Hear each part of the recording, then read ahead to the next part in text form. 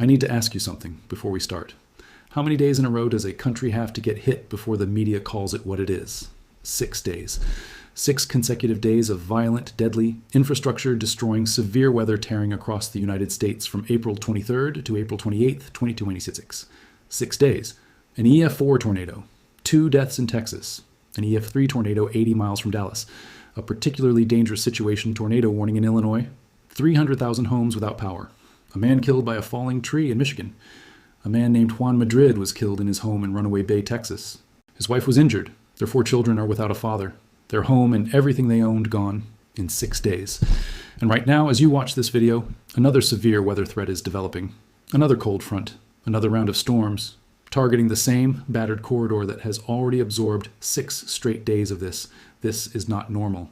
And I am going to show you the complete picture of what just happened to this country, day by day, storm by storm, because I think every American deserves to see the full scope of what these 6 days actually looked like, and because what comes next deserves your full attention. Let's go back to the beginning. April 23rd, 2026, Thursday evening, northern Oklahoma. A supercell thunderstorm develops along a dry line near Wichita Falls and begins tracking northeast. At 8:11 p.m. Central Time, a massive tornado touches down southwest of Vance Air Force Base. It is on the ground for 37 minutes. It tracks 9.5 miles across Garfield County. It reaches a maximum width of 500 yards, nearly a third of a mile wide.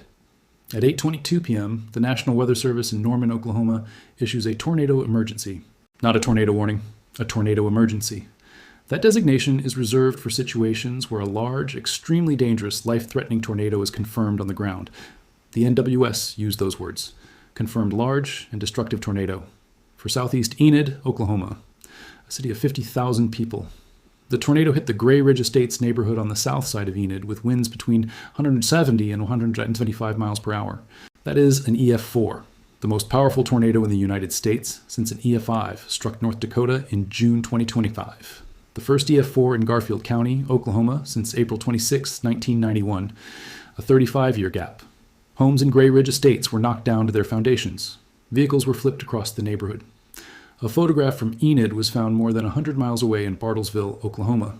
That is how violent the updraft was. Residents were trapped inside their homes. First responders went door to door. Vance Air Force Base was hit directly. The base closed. A weather station at the base measured a wind gust of 107 miles per hour. All base personnel were accounted for. 10 people in Enid were injured. Miraculously, no one died. Oklahoma Governor Kevin Stitt toured the damage the next morning. He stood in front of the rubble of the Gray Ridge neighborhood and said the same thing every official said. It is a miracle no one was killed. He was right. But here is the thing about day 1.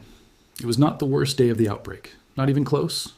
Day 2 was Friday, April 25th. Storms fired again. Supercells dropped a tornado and tennis ball-sized hail in southern Oklahoma.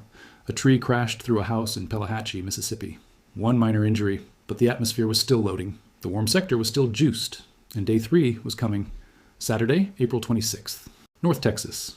A single supercell thunderstorm develops near Wichita Falls and tracks southeast across Jack, Wise, Parker, Tarrant, and Dallas counties. 1 storm, 5 counties. That 1 storm produced 4 confirmed tornadoes, and it killed 2 people.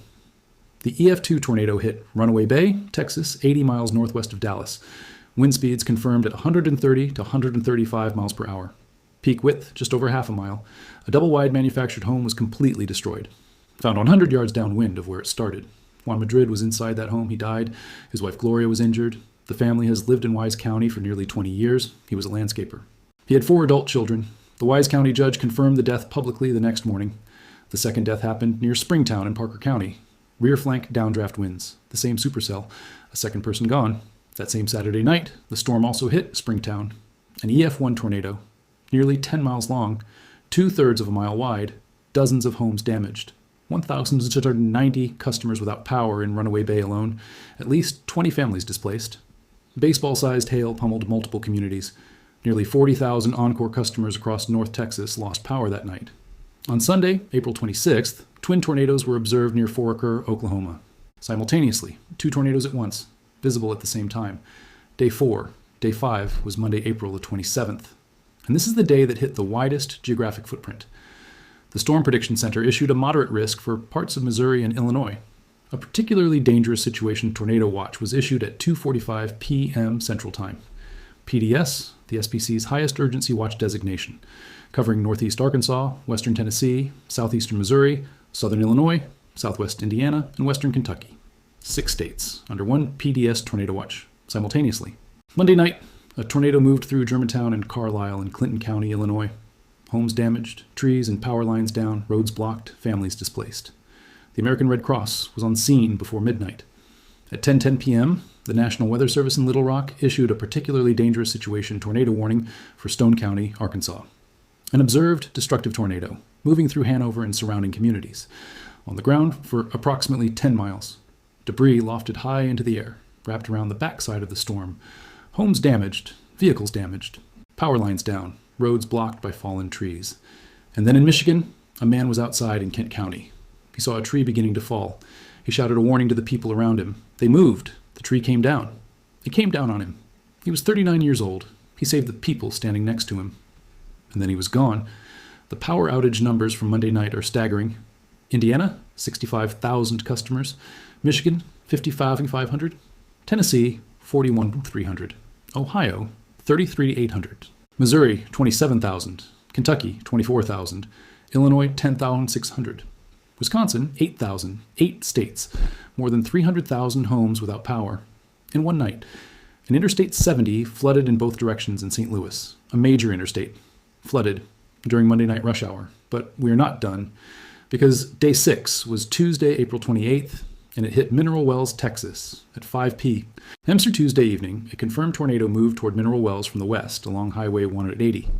It entered the city. It ripped through an industrial park on the northeast side.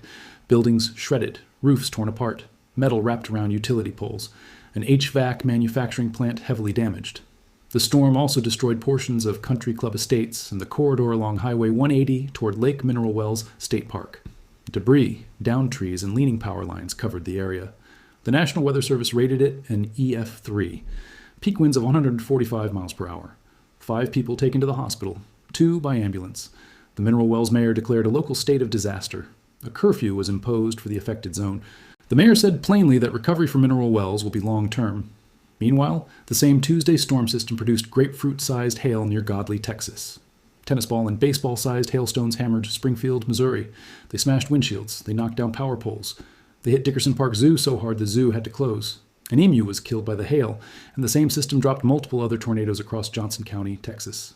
An EF1 in Rio Vista. More tornadoes reported in Montague and Johnson counties. Still being assessed. 6 days, 1 continuous outbreak. From Oklahoma to Michigan. From Texas to Illinois. EF4, EF2, EF3. A PDS tornado. Watch across 6 states. 300,000 power outages in a single night. At least 3 people dead. Dozens injured. Hundreds of families displaced. And now here is what the models are showing me about what comes next. The Storm Prediction Center's Day 4 through 8 outlook posted this week shows another upper-level trough pressing east to the Rockies through the first week of May. By Sunday and Monday, another cold front is forecast to sweep east and southeast across the country. The SPC specifically noted that severe potential will exist again as Gulf moisture returns across the southern plains and lower Mississippi Valley. Again, on top of everything that has already happened, the NWS Chicago Forecast Office has documented something that deserves to stop you in your tracks. From January 1st through April 19th, 2026, their office issued 128 severe thunderstorm and tornado warnings. That is a record high through April 19th, an all-time record for a single NWS office. And the NWS noted that the lower Great Lakes region has had at least 20 confirmed tornadoes in their area alone. The typical number for an entire calendar year is between 10 and 20. They hit the upper end of a full year's count before May even started. That is the context behind these 6 days. This is not a bad April. This is an extraordinary record-setting multi-state outbreak that is operating inside a broader 2026 severe weather season that was already breaking records before April 23rd arrived. Now, let me be direct about what you need to do with this information. If you are in Enid, Runaway Bay, Springtown, Carlisle, Stone County, or Mineral Wells right now, you are in active recovery. Do not let your guard down. The next system is coming, and recovering communities are more vulnerable to second events than communities that haven't been hit yet. Document all damage before cleanup begins. Do not start debris removal until you have photos and video of every room, every wall, every damaged item. That documentation is the foundation of your insurance claim and your FEMA application. If you have not registered with FEMA yet, the number is 1-800-621-3362. Oklahoma's damage reporting portal is damage. Okay. Governor Drew, Texas residents in declared counties should contact the Texas Division of Emergency Management. Illinois residents in Clinton County can contact the American Red Cross, which is still actively operating in the area. For everyone else watching this in the central or southern United States, the severe weather season is not pausing. The atmosphere does not take a break because communities are exhausted. The next threat is on the forecast models right now, Sunday and Monday. Another system, another cold front, another round. Make sure your shelter location is identified. Make sure your weather alerts are active on your phone. Make sure the alert setting is set to ring like a phone call, not a banner notification you will sleep through.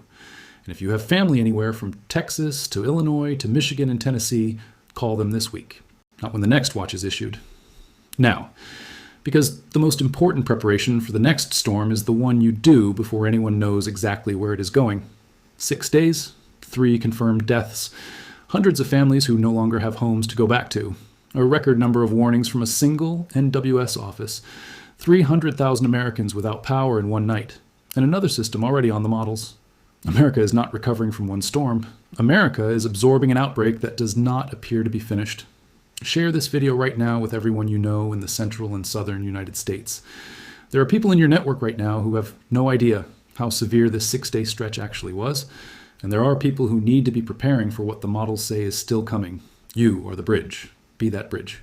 I'll be right here, every update, every warning, every damage survey result. Stay with me, stay prepared, stay safe.